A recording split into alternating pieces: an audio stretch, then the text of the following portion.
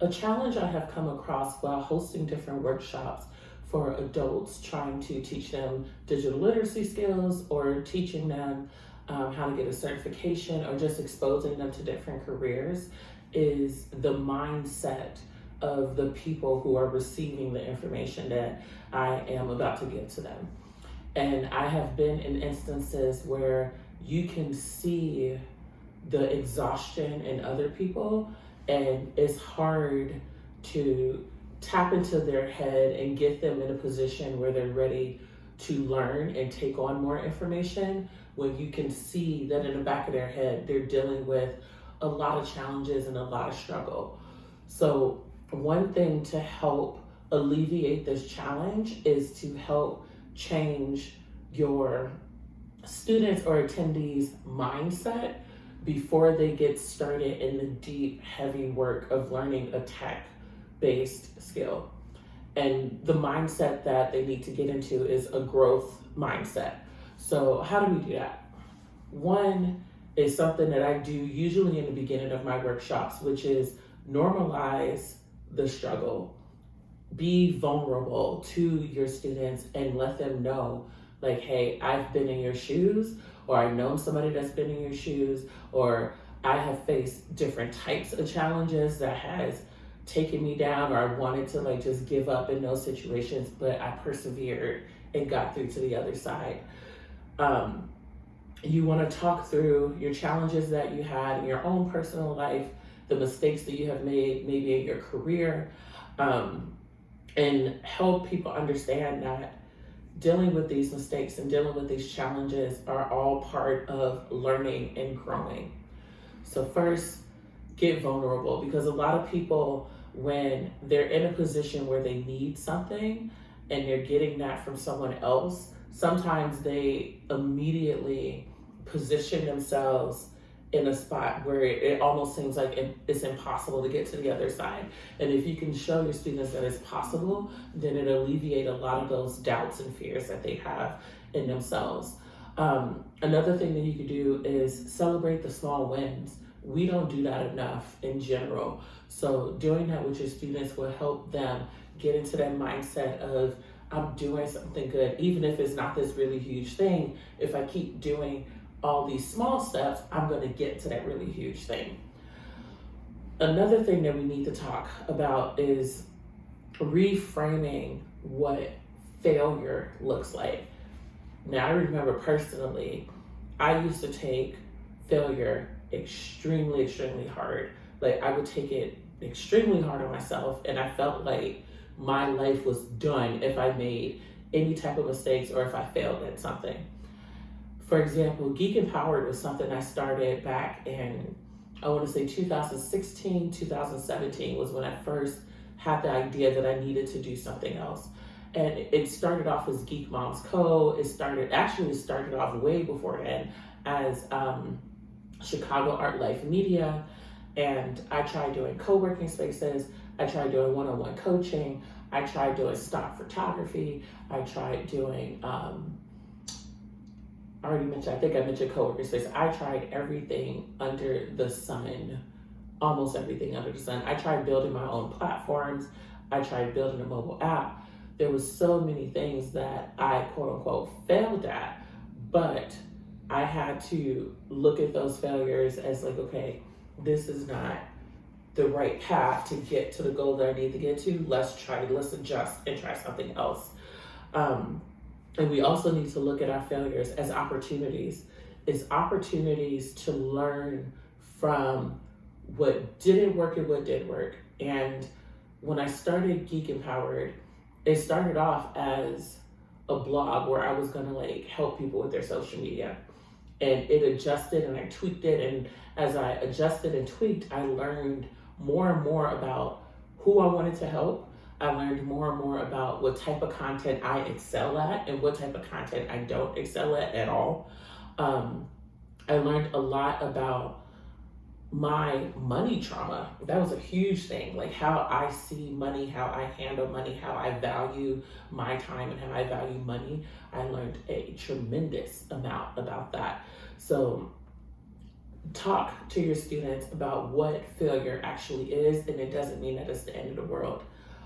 Also, while they're working through assignments, like we don't have to look at failure as this big, huge thing. Sometimes people look at failure in the little stuff, like, oh, I didn't get the right score on that quiz. Talk through what went wrong. Talk through what could have been done better. Talk through those things, because sometimes, and this happens a lot, especially when you're writing code or when you're working on team projects, sometimes we see something and we're like, this is so hard. Oh, I don't think I'm gonna get this. But then if you ask somebody to explain it, like if you ask me to explain it, I can go ins and outs, side to side, explain what I tried, what I didn't try. And as I'm talking through what I tried and didn't try, it clicks. And I'm like, I see the error of my ways.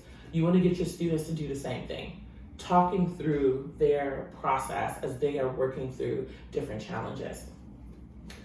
Also, you want to introduce neuroplasticity. You want to start rewiring the brain as you are working on these new skills. It is very, like, they used to have a phrase called, you can't teach an old dog new tricks. We need to abolish that phrase, because you can definitely teach an old dog new tricks. I've seen it all the time. And we have to kind of rework our students' brains to get them to learn that the brain is constantly rebuilding. Like, and there's a good book for this. It's called The Body Keeps Score. And it talks about when the brain is dealing with trauma, it actually, the chemical makeup of the brain actually changes. I'm probably butchering the summarization, but our brain is constantly working, is constantly changing. And once you get your students to understand that, then they can step away from that mindset of that's just how I am, and they can step into this new mindset of, oh, I can work on this.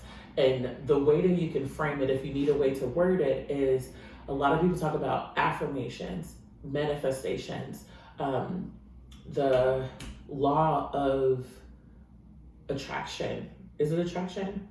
I'm going to double check it. But the law of attraction, and how if you think it, it can happen. Like, a lot of people talk about that, but that's actually us rewiring the brain to benefit us.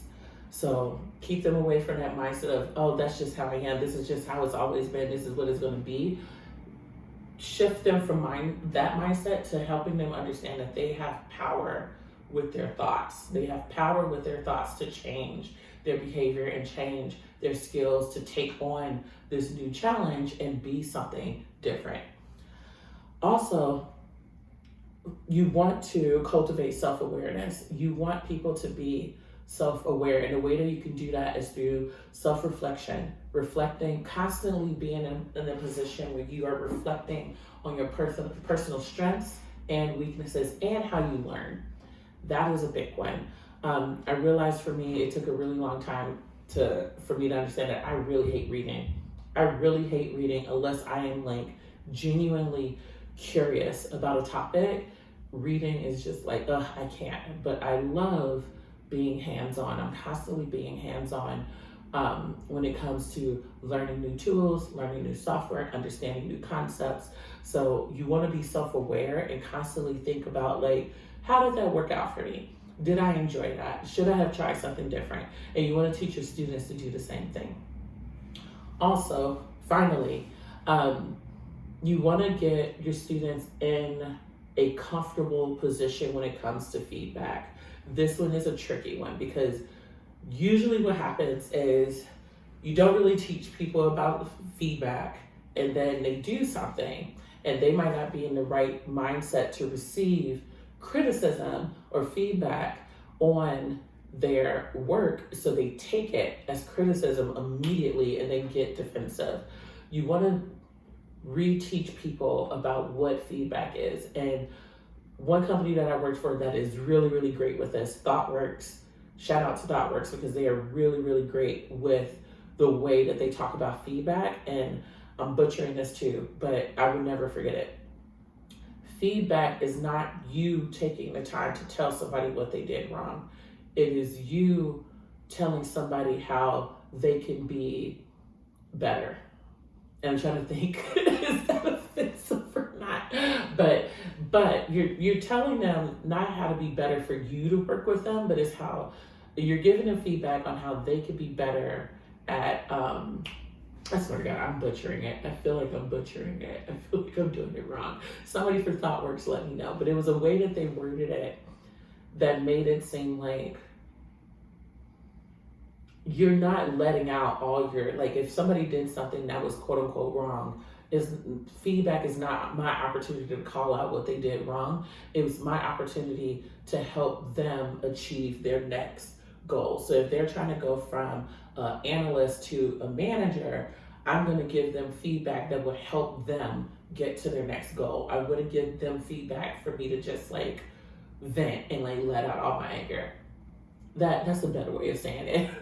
I realized the first way I was saying it sounded a little bit offensive, so I had to reword it. So those are the things that you can work on when it comes to shifting your students' mindset into a growth mindset, so that way they can take on the new knowledge that you're going to be giving to them. So if you need any help, if you need anyone to talk things through with, feel free to reach out to me. Go to geekempowered.com or email me at ehi@geekempowered.com.